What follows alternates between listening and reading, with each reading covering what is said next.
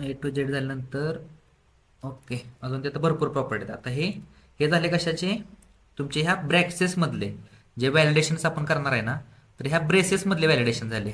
आता अजून त्याच्या आतमध्ये गेलो तर तुमचे जे कर्ली ब्रेसेस आहेत, तुमचा एन म्हणजे काय असतं की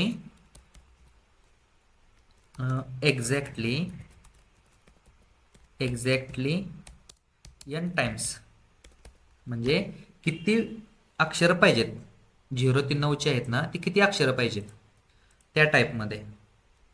नेक्स्ट काय असू शकतो तुमचं N comma M. N comma M म्हणजे काय की N for minimum and M for maximum, असं ते एन आणि एमचं येतं. नेक्स्ट आहे तुमचा प्लसचं चिन्ह पण त्यात चालतं. प्लसचे चिन्ह काय असतं की तुमचं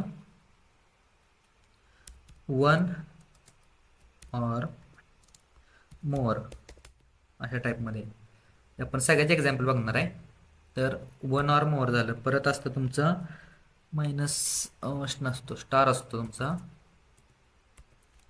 स्टार म्हणजे काय करतो तो 0 और मोर. नेक्स्ट आहे तुमचा कॅप.